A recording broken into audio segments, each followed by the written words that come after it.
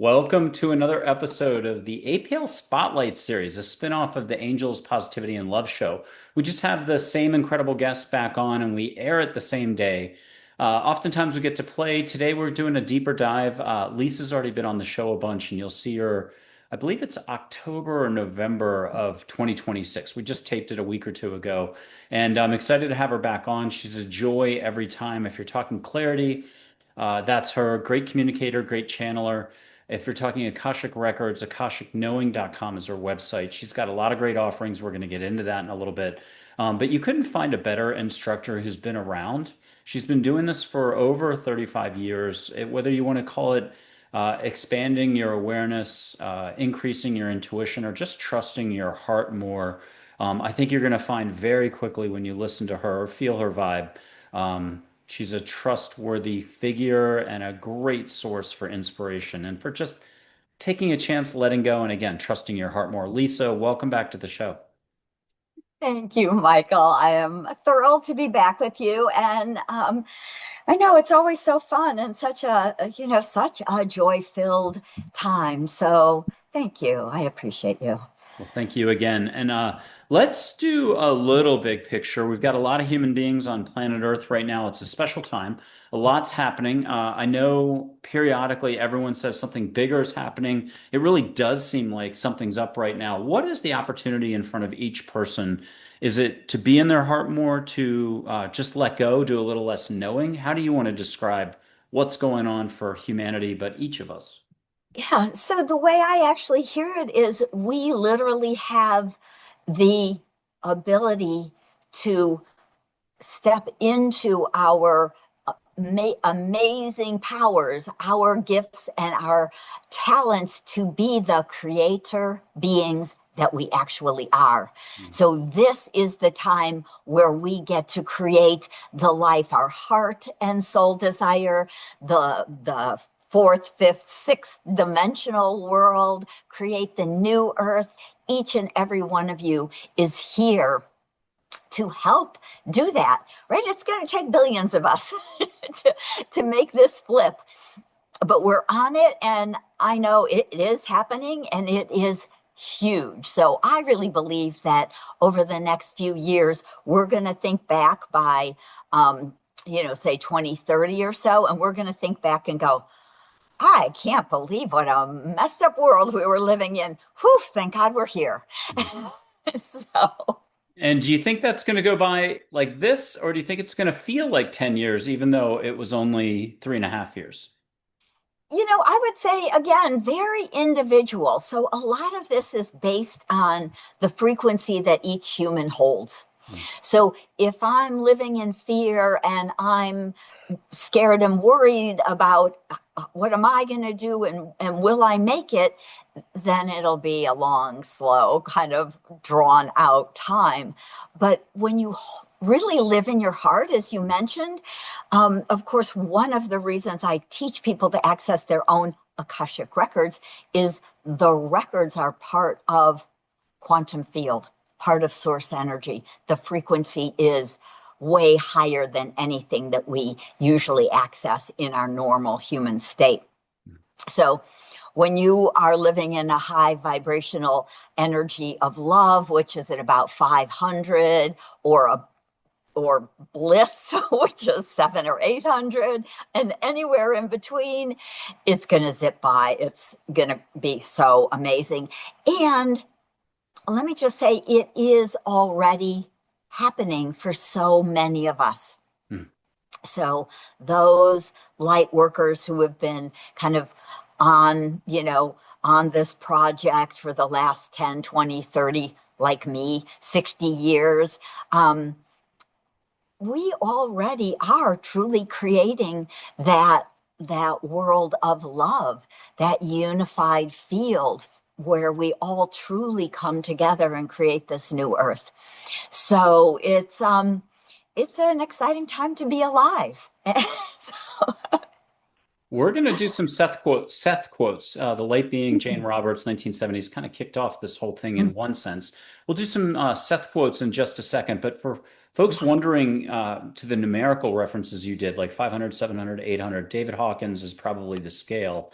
And Yep. David Hawkins has passed over. Can you take a moment and plug David Hawkins, plug the scale, and just put some more references to it? Absolutely. So, David Hawkins um, wrote a book called Power versus Force. And that is where he really started to muscle test the energy of everything, the frequency. And you can use we often use like the Hertz scale, and you'll see an HTZ. David Hawkins used that scale. And as a matter of fact, I have a kind of a fun example I will show you. Let me see if I can just see. I can do, oh, I don't know if Oh, I yeah. can show you very well because I have a background. You Let had me it the see if first I can. time. Whoop, there you go. There we Perfect. go. Anyway, the because it pops in and out. The scale goes from 0, which is down around the emotions of shame, blame, guilt. 50 is about fear. So we move into 75. That can be, anger. And so it is a scale. And once we hit 200, we start to move into the energy of um, willingness. Mm. Right. So we don't actually just being willing, being neutral is fabulous. That can be around 200. So as we move up, we're starting to move into the energy of creating. And right, once we get willing, we're often excited to do something different, try something new. Maybe those new doors, new possibilities start to show up in your life. So Dr. David Hawkins was quite brilliant. Power versus Force is amazing. He's gotten series of books that are such a high frequency. They're almost hard to read because they like, right, hanging out in 900 is not easy for most of us.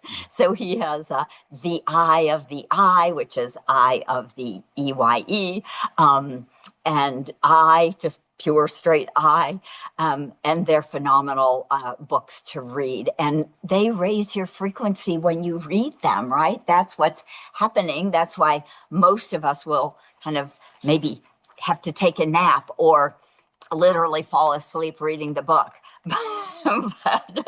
but there's so many ways to understand this scale. And I was just going to look and see if I could pull out if I can be quick about it. But anyway, you can find Power versus Force, super, super quick read,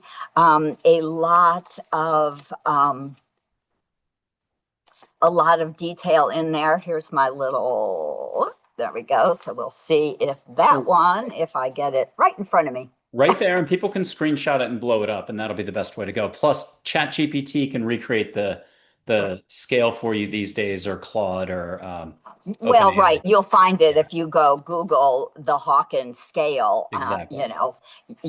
You'll find some of these pieces of art. So we move from apathy at 50 up into courage at 200 and neutrality at 250. And as we say, we're moving into love at 500. And enlightenment actually starts at 700. And I think that's profound to realize that enlightenment goes from 700 to 1,000. It's not a place. Hmm. That was kind of an interesting realization to me years ago when I thought, so many of us seekers are looking to get there, but even there isn't there. It's still part of this scale. And so, joy at 540, all of these are places. This is creating the new earth when we start to live in these emotional states of love and joy and awakening. Peace is at 600. So it's a fascinating study. But one of the reasons that I like to talk about it is because, as the image I was showing a little bit earlier, I found okay, so I'm going to go back to like square one because I just get so excited and enthusiastic. I just go going down these crazy tangents, right? Well, I So I'm might I gonna, might interrupt for 1 second and just say yeah, the New Earth books by Eckhart Tolle are up on the shelf there, and I always recommend those if people are having trouble sleeping, because the one expression that stands out right now from angels from 10 years ago is discomfort is all ego. So pretend you haven't been sleeping well. Pick up a New Earth or pick up David Hawkins's book or any high vibe book.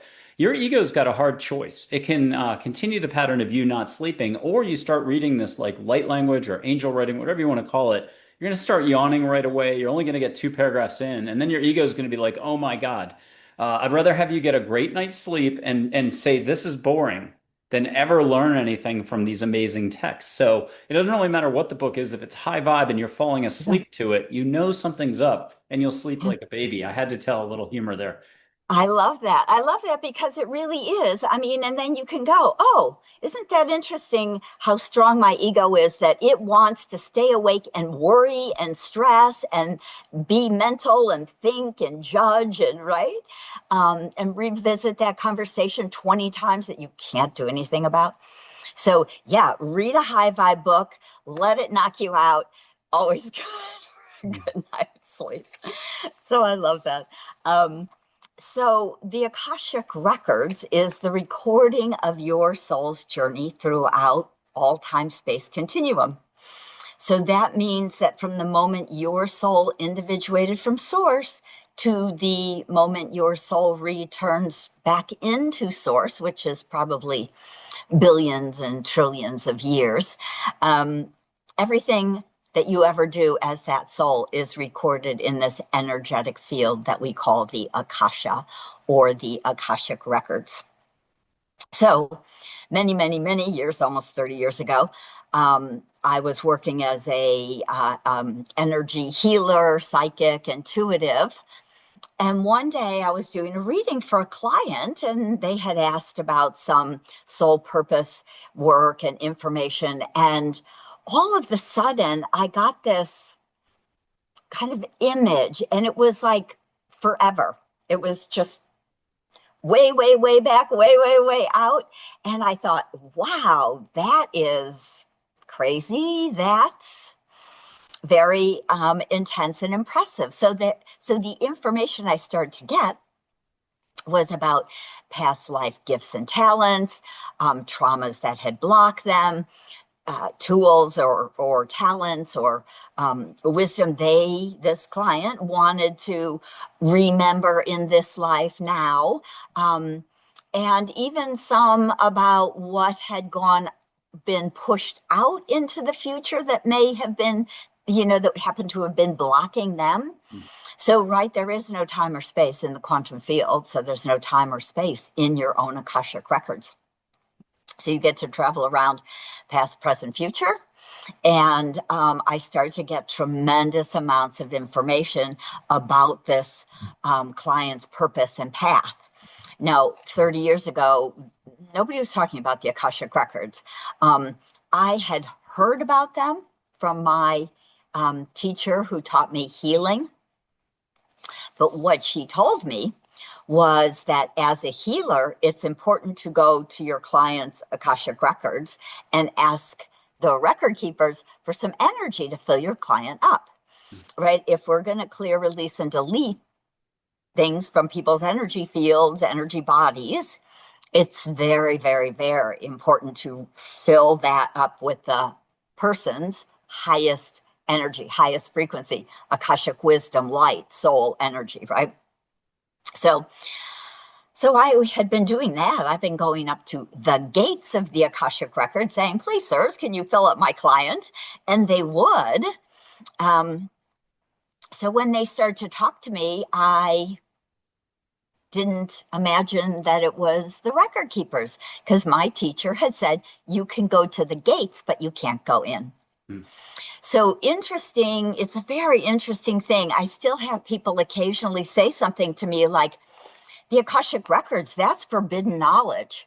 It's like, it was forbidden knowledge 1,000 years ago when we pulled the frequency of the Akasha away from humanity during the Dark Ages, because humans were misusing the information for their own gain, right? Their own own purpose. How can I find somebody's gold or win that war, whatever it might have been, right? It was very self-purpose oriented.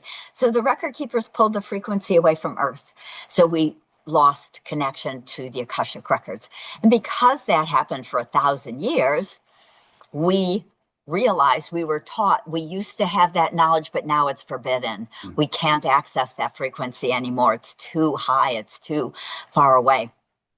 So in the 60s, 70s, 80s, 90s, the record keepers, these beautiful beings of light that keep your soul's library with you, for you as librarians, they started looking for people like myself who could hear them and say, help us, please help us re-anchor the energy of the Akashic Records. Help us remind people they have a library of their whole soul.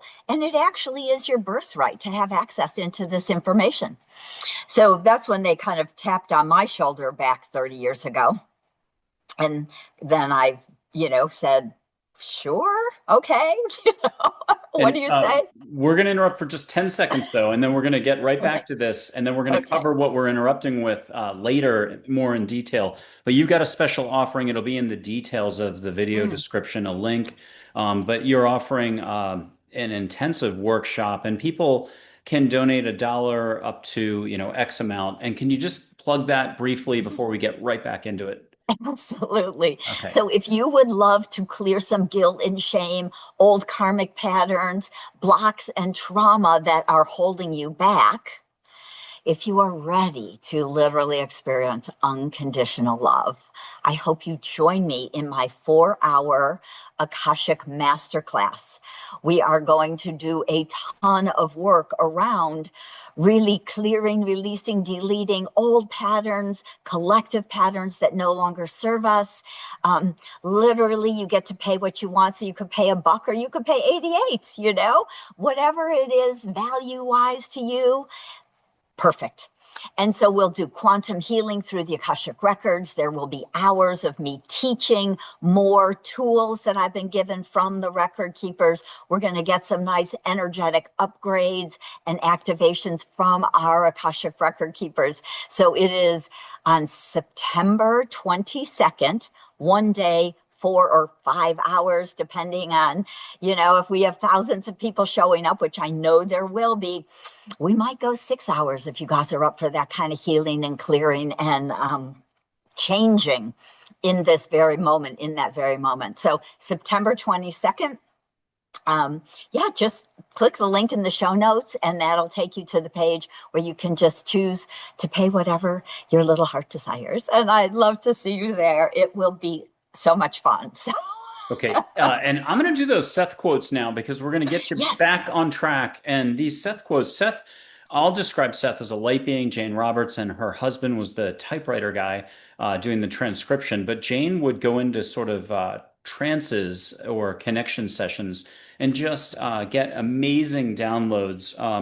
When you hear or chat with Seth directly, it's even more clear if you're worried about the Seth books being a little dense for you or just longer words. It's even more clarity if you just want to listen to Seth directly these days. And I'll just add that as a quick footnote. But here are your 3 quotes. I think one's part 1, part 2. I'm not sure, but these are beautiful quotes I've sat with for a very long time. The vitality of the universe is creativity, joy, and love, and that is spirituality. From Seth Speaks, 1972, page 405. The answers to the nature of reality, the intimate knowledge of all that is, that you all seek, are within your present experience. They will not be found outside of yourselves, but through an inner journey into yourself, through yourself, and through the world that you know. Again, Seth Speaks, session 511, 1970, if we got the dates right in session. You are in physical existence to learn and understand that your energy, translated into feelings, thoughts, emotions, causes all experience. There are no exceptions. Seth, The Nature of Personal Reality, session 614 from 72. Okay, let's get you going on that front. What do you think of those quotes? Well, I love that. Actually, that's when I started to study spirituality in the 70s. I was just in high school back then and blessed to be able to. I grew up on those books. I read all Seth, all the time. But so To me, Seth really speaks a very clear truth, Mm. which is important and profound. I mean, I would agree completely with every one of those quotes. And especially, the last one is speaking to this frequency aspect where we're talking about. So if I choose anger, I can live a very angry, miserable life. I will find that people will hate me, so I can hate them back. Everything will go bad. So because that's my Mm. creation, I'm creating my reality through my hatred, my anger. Sometimes it's based in fear. Very often it's based in fear. But one of the things that's so important to realize, and again, one of the reasons that I teach people to access the Akashic Records is because when you learn what the record keepers have given me is a 5-step simple wisdom prayer system. So I can teach you very clear steps with clear tools, keys, energetic access keys to open the door to that big library you might have been trying to get into. And then you have librarians and you can say, why does my life suck? What is going on here? How come I can't make things better? Right? And the record keepers will actually honestly tell you. They will say, your frequency is usually between, say, 50 and 150 because you are living in fear and anger and hatred. You may be living in, right, these low frequencies, jealousy, comparison, competition. Um, and that is, you are a magnet. That is magnetizing that, more of that to you, right? It is often said that, right, whatever it is you think and you speak is what you are creating. Again, I like the magnetic idea because when I can imagine myself as a magnet, sometimes when I look at a client or a student, they may be a beautiful, shiny, sparkly, you know, golden magnet, right? Like you, Michael, you're like magnetizing fun and joy and lovely energies and vibes. Sometimes I'll look at a person and it looks like they've got like a wet wool overcoat on. It's heavy and dense and scratchy and icky and yeah.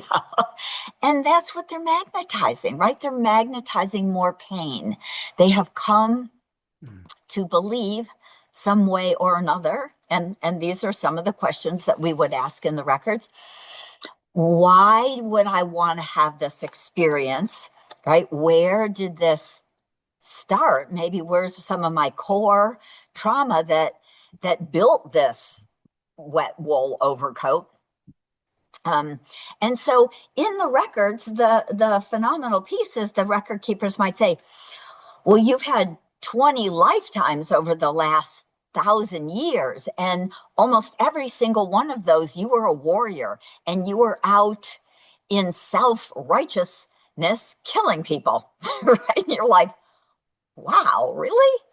But you go, okay, so a lot of deep, dark anger, a lot of righteousness, a lot of judgment in my life, right? We start to realize, oh, we do maybe think that way, feel that way.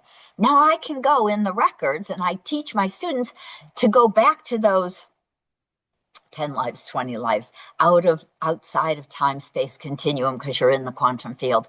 And we can clear the emotional pain and trauma. We can release the karmic patterns that are connected to those.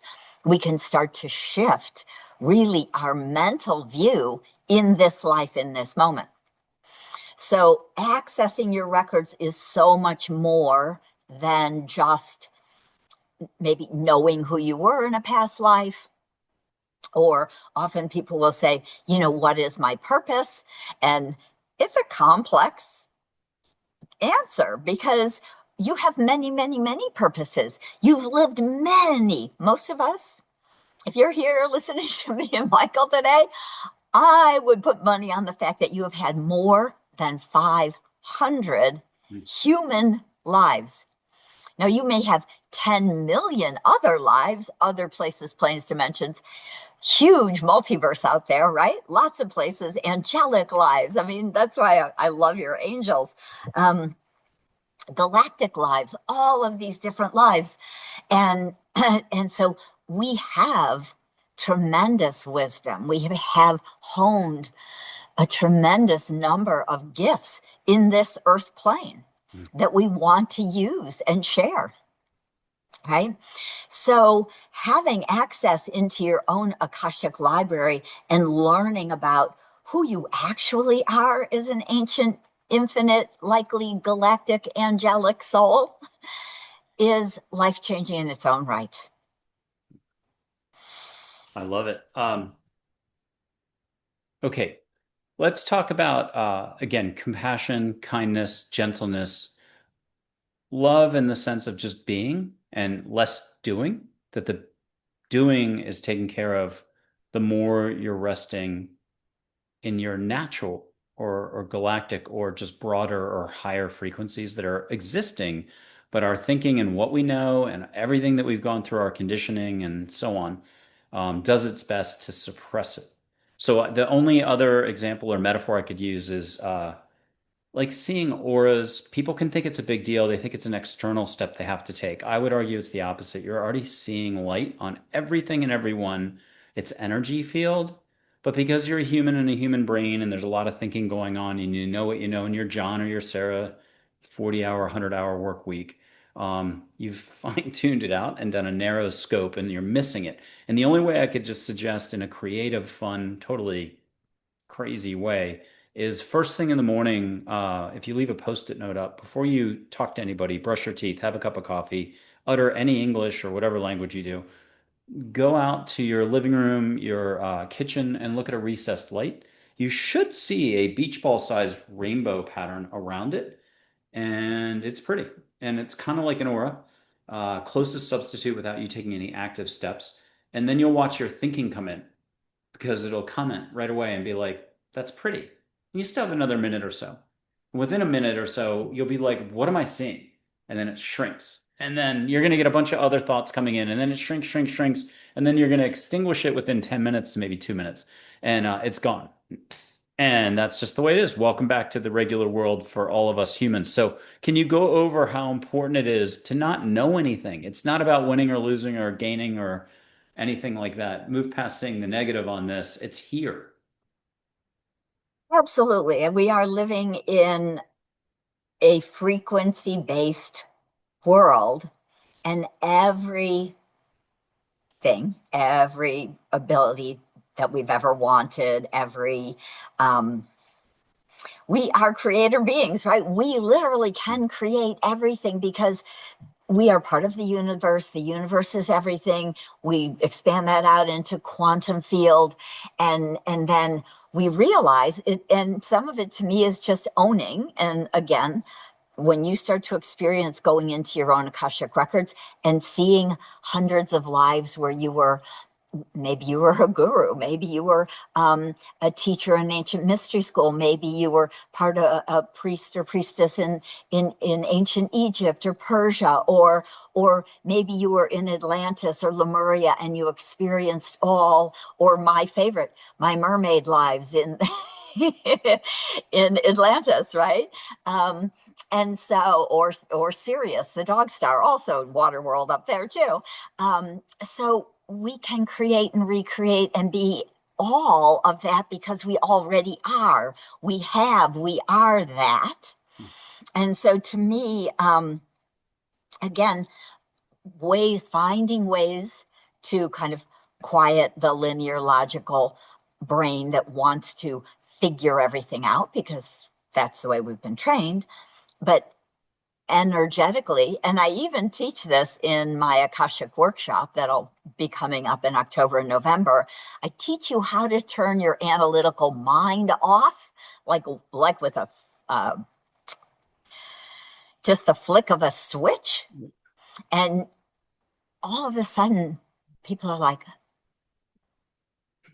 oh, it's quiet. It's like nothing. It's mind blowing.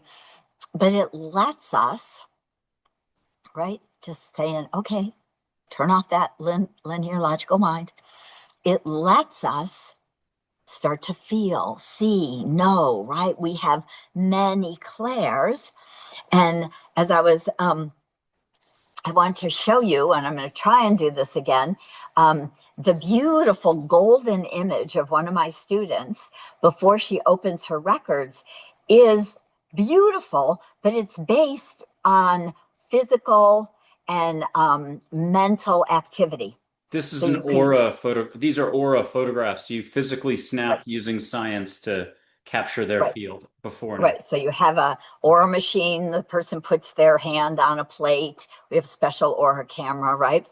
And so, but this one, the newer ones are more interesting because it also captures the frequencies. It's also saying that this her mental energy is more around 450 hertz, which isn't bad. It's not below 200. Um, but that and her intuition are held down. Her physical level's a little stronger, which is good because she's actually grounded and in her body. So, but you see the split in this screen down here. This is just her. This is her just coming in and saying, okay, let's take a aura photo. And then this is a student who I've trained to open their records. I've taught them the 5-step wisdom prayer system. So then she sits down, uses one of the galactic access keys, the sacred prayers, to open her records, to move into this Akashic frequency, into this quantum field. And then, there she is in the emotional, the blue is more emotional. You see it over here where it's a tiny, tiny little sliver over here. You can hardly see it. It's 14%. And once she moves into the records, her emotional, not like crying emotions, but her emotional intelligence, her clair sentience, that's a clair gift, right? That feeling sense, the visual sense, the purple pops up, and the intuition pops up in the image.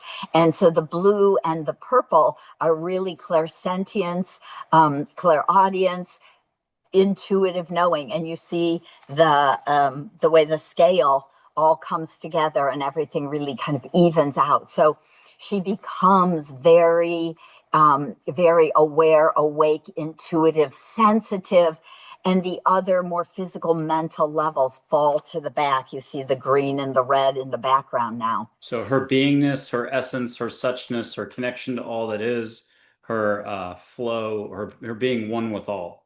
Yeah, absolutely. And you see that too in this, this beautiful blue, green, violet, purple energy, and that is her in this Akashic field of energy. And from there, she's also activated her healing gifts. And she did this over 10 minutes, literally. Yellow, just normal muggle, sit down, reads a access prayer, and then spends a few minutes just in the energy and meditation of it. And then 10 minutes later, we do one more photo, and it's night and day. So this to me has now been very fun to be able to record it visually out of the records, inside the records. This 5-step wisdom prayer system, which I was gifted from the Akashic Record Keepers, immediately makes this shift for people. Can we give a quick tip? We'll go on a tiny tangent, but a very helpful one.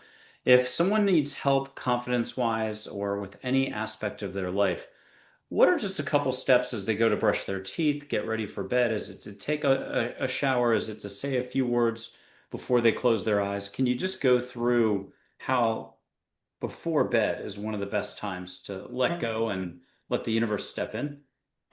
Yeah, absolutely. And one of the things the record keepers have given me is many, many tools, a dozen or more tools also, such as creating a rainbow shield. So I suggest to to my students and clients that they fill themselves up. You could just literally imagine while you're brushing your teeth or once you've climbed in bed that you can see beautiful cosmic light, the highest energy of you, filling you up, your crown, your whole body is turning this beautiful golden color, and then the whole aura becomes golden and solid. And then we just say, okay, aura, let's activate the levels and the layers of our aura. So we really can imagine seeing the layers, or you don't have to, you can just ask it to activate because it's, red, orange, yellow, green, blue, violet, indigo, violet, and just activate all of the you-ness of your physical body, energy field, and auric field so that you are solidly you're in your heart, you're in your body. We've pushed all those other people, their conversation, their thoughts, their worries, because other people's worries and thoughts invade our field, especially if we're empaths and really sensitive. So we've become us, fully us. And that's such a beautiful way to go to sleep, just to relax into being the highest you can be just by filling yourself with gold. I love it. It's a definition of ego by an angel named Rebecca is allowing thoughts and opinions of others to saturate your own thoughts. So with that, that could cover a lot. In which you're not in your body, you're not here, you're somewhere else. Can you talk about that somewhere else, unlove, the importance of embodiment? And you don't have to become an expert overnight, although it's possible. Um, Yoga, hugging your dog, hugging a tree, going for a walk, exercise, even mindfulness, drinking a cup of tea. Can you get into that for the rest of the day, not just before bedtime? Right, absolutely. So every time we imagine, so one of the things that is the record keepers have really accentuated, and I will teach in my 4-hour Akashic Masterclass, is sovereignty. And that is owning, being the queen or the king of your physical body. We have energy bodies, so that goes out, and we have an auric field, so we're complex, and there's a lot of space in and around us. And very few people have ever been taught to own their own physical space and body. So what happens is from the moment you're actually in utero, you are feeling your mother, right? You're growing in her body. You may be taking on her emotions. And if mom is joyful, what a blessing.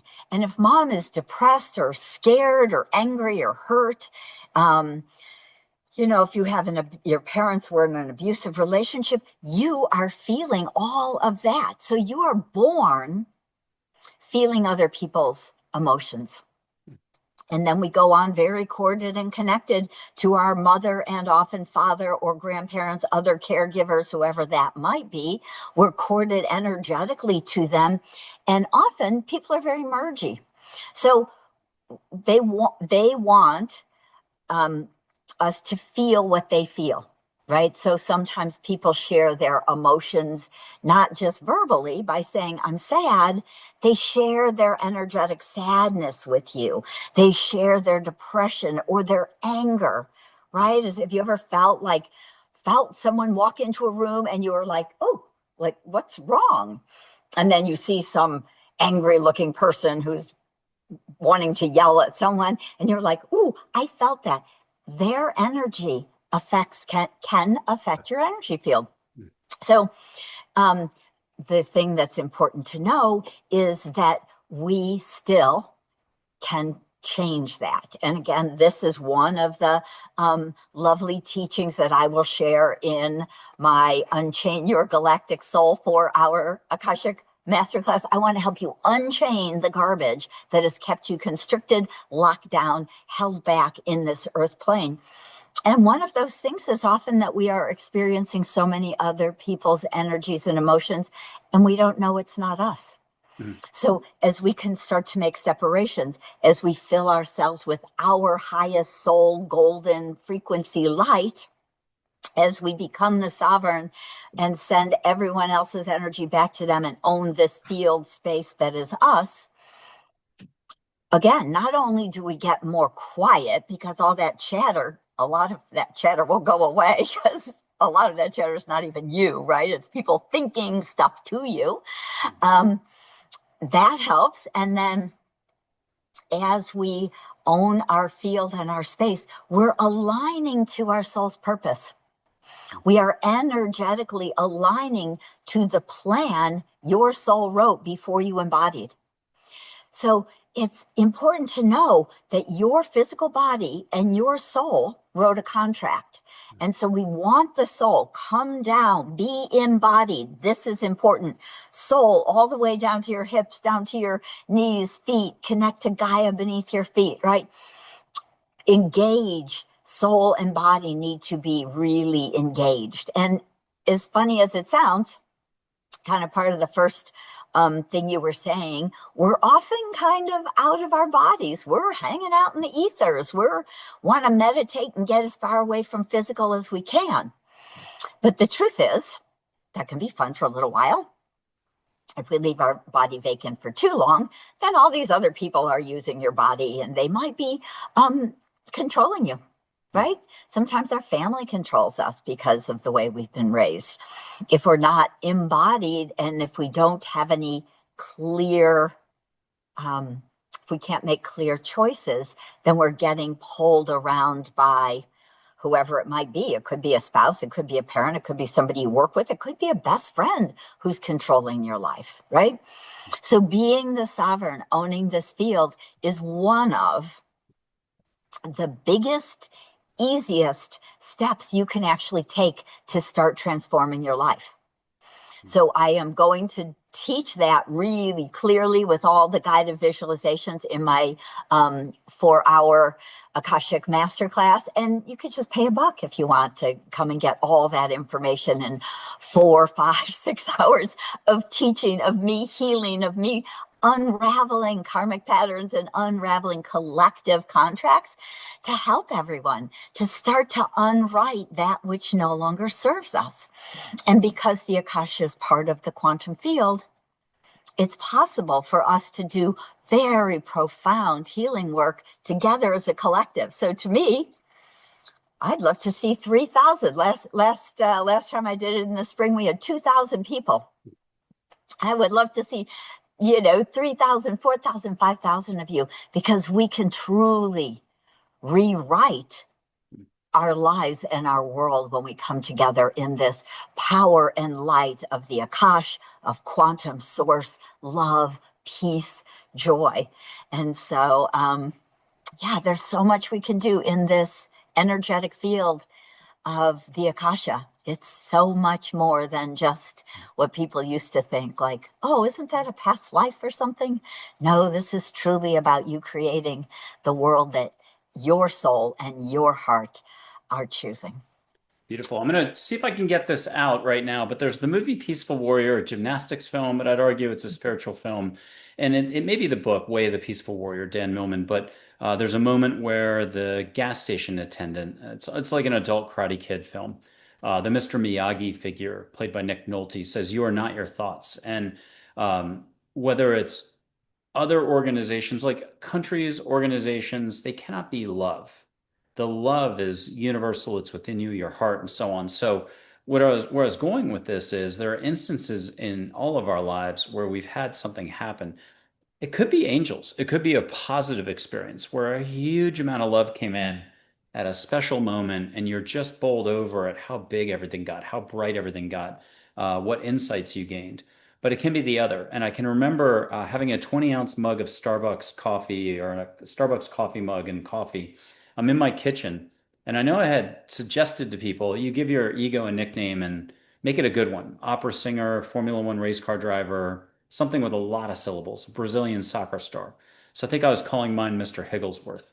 But I'm like, whoa, that morning with the cup of coffee in my kitchen in Austin, Texas, 2 houses ago, I'm like, what are all these thoughts? I'm like, I'm a pretty happy guy. I'm like, I don't recognize these. I better use my own advice. So I'm like, hello, Mr. Higglesworth. How are you this morning? Would you like a hug?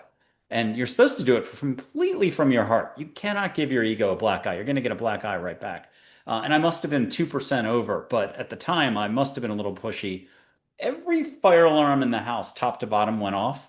And I was like, this is still like 15, 14, 13 years ago. I'm babe in the woods, still a babe in the woods. But my handshaking, had it been a year earlier, I would have dropped the mug, 4,000 splashes, cleaning up 6 months later, still finding coffee.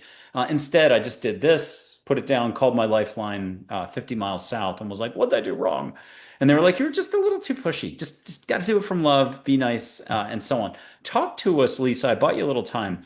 Uh, what's your personal example you might not have ever shared before? It could be divine light coming in. It could have been a librarian having a chat with you, dream time. You got a special cup of tea up there, even though it's in here.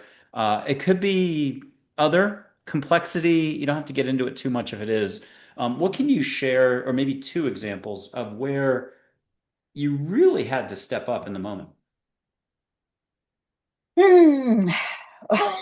Well, one of the biggest ones was actually when the record keeper started talking to me, and it took me almost 5 years of this kind of huge wisdom coming in and my oblivion to like, who the heck is this? I never even asked. It didn't dawn on me. Again, I was, quite a bit younger 30 years ago, but the records weren't a thing. And so I'm getting this wisdom and I'm thinking, oh my gosh, and I don't know how to get there. And that was very mind blowing. It was just life changing and mind blowing. But it opened that door that I could see, wow, there is so much more that me, after my 8 years of energy healing psychic training, so much more than that. And that really blew those doors open. So when I realized who I was speaking to, I was like, really? But I didn't think we could talk to you. And then they started telling me these amazing stories where they had pulled the energy away. And they said, and I said, but I'm a mom in the suburbs. I'm like, you've got the wrong woman. you know, I had 3 small children. Seriously. And I always say the universe had to. My son was 1.5 when my twins were born, right? So not just my second child, but I had 3 under 1.5 years old. And they always say, baby, you're a tough old cookie. And if we just let you do your human thing, you would be too powerfully human. If Mm. that makes sense, right? They were like, we have to keep you off your game. 3 kids, a lot of heart, a lot of love, a lot of busyness, not too much thinking, so we could get through to you, and that was really what? That's crazy. And they said, I said, but I'm a mom in the suburbs. And they were like, no, you're not. You were one of us. You were a record keeper in the beginning. You are so much more than you could ever imagine. And again, life changing. And I want to say that to every one of you. It is so important to just, if you can, just take a breath and put your hands on your heart and just breathe in. I am so much more than I ever imagined. I am so much more. I am everything, angelic, galactic, mermaid, to name some of my favorites, But I am, and we are, and that's why we're here in this phenomenal time in history. So, hopefully that let you feel a touch of that opening the door into your beautiful Akashic library, seeing millions of books on those shelves. You don't have a tiny little library. You have a humongous, expansive library. Millions of lives here and elsewhere. We are so much more. And realizing that will transform your life. So I hope you come join me. Absolutely. And if we could take 3 baby steps as we start to wind up, one will just be you sitting still And we can call it channeling, we can call it listening. It's just paying attention, but it could be Lemurian light, loving figures coming in. It could be Atlantis figures from there, angels, one of the library keepers. Uh, do you mind just sitting still and seeing who comes in first? I do have Joy and Aurora for you after that, and maybe some Sage, and then we'll have you close it out. Absolutely. So the first one I see is very Lemurian, a crystal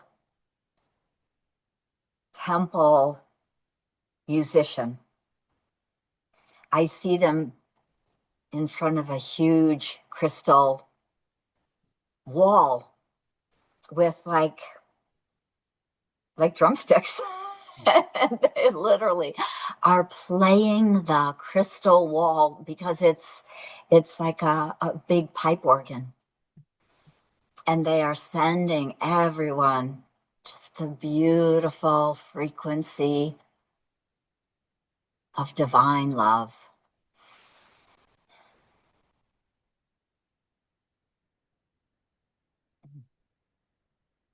And for Lemurian energy, like we did with David Hawkins, I'll do a 10-second stab at it, wrong expression. But I described Lemurian light as not everyone's going to connect to it. It's really high vibes, super knowledgeable. What else could I say? Oftentimes I'll say pinkish with rainbow flecks in it, but it's going to be whatever the person will allow for. You're not like restricted from meeting Lemurians if you just want to go for it. If you're in your heart, they'll meet you the halfway or most of the way. But that was my very broad, beautiful energy, different than light beings, just something that's been around on Earth for a long time. You're going to do much better at this. Okay, Lisa, how do you describe Lemurians or Lemurian energy? Um, Well, to me, Lemuria was a huge world. It's here on this earth plane, well, I would say in the fifth, sixth, even seventh dimensional frequency. But it was here. It was a huge piece of land which has sunk. But I see it very much of a water world, a lot of crystalline energy. I love that uh, uh, kind of that sparkly pink energy, but they were also amazing creator beings. They were inventors and scientists, and they were very powerful beings. And when that world ended 50,000 or so years ago, many of those souls, some of them, I believe, stayed in physical form and actually stayed on Earth and became some of the wisdom keepers that stayed and helped to bring us wisdom back as we went through the Ice Age and the floods. So historically, Lemuria is an ancient Earth realm. I think would be kind of an easy way to say it. So they were weirdly Earth lives, just kind of higher vibe Earth lives. And so I believe in some ways, and some, there was some challenges with Atlantis and Lemuria. Sometimes what's happened is we peak out with too much tech. It's kind of a thought to remind people that we need to balance our lives with nature and other humans and love and fun. The reason we come here, right? Joy, food, fuzzy, furry friends, right? Our fur babies, and to really embody in this human body and to kind of find a way, if you haven't yet, to really love this physical experience. Because being, again, as I was saying, really asking your soul to really activate every cell in the body, for the soul to come down, anchoring again all the way down into our hips and legs and feet. This is how we become manifestors, right? The record keepers remind us that we cannot create the life we choose, right? Because some people will be like, why can't I create stuff I want? Often it's because we're not very fully embodied. and living in our heart. That's step one, right? So sovereignty, getting everybody out of your space, owning this, being the queen or the king of your physical body, energy field, auric field, raising that frequency up to a place of love, which is around 500, being embodied so you actually are easily a creator being. And that's how we actually create the life we want. Kind of simple steps. And it really starts with being the sovereign of your physical body and then raising your frequency. So again, I will teach you how to do that in a much deeper way in my upcoming 4-hour Akashic Masterclass. So I sure hope to see many of you there. I would love to see you, Michael, there. That would be so fun to have you holding some of that energy in that space with all your amazing angels and light. And we will have a lot of fun and really learn how to be the amazing creator beings that we came to be at this point. Wonderful. I'll put up one last figure, Joy, for you. Last interactive step of the thing, but maybe Joy can bring in a reminder for all of us. She's Joy, an angel, high vibe, very high peppy voice if people want to let go. If you're afraid to listen, just put your hand out. Treat her like a fireplace. You'll feel sparkle, joy, warmth. Try too hard, you'll get it on your toes or catch flowers in the air. Okay, Lisa, definitely you're tuning in. You've done this before. What are you getting from Joy as a final reminder for all of us? And then could you leave us with a mantra or one other insight that's new on how each moment is the opportunity for all of us? But okay, what did you hear from Joy? Mm. um, Joy is starting to like do your bad dad jokes. Oh my So, God. I've been telling dad jokes to Lisa before the show. So that I always do the intros that way. Okay. so What'd she I say? just love that. She's so funny and just sparkly, giggly, tickly energy. I just love that. It's like she's just feels like she's reminding us again in that tickly, giggly, physical almost feeling of joy. Bring the joy into your body. Ooh, that was just genius right there. And I think that's where we're going to close. Lisa Barnett, you're incredible joy and an incredible walking embodiment of opportunity for all of us to be in our hearts more and to show love more. So thank you very much, Lisa. Thank you. Thank you. It's been a pleasure and absolutely a joy. Thank Thank you you. again.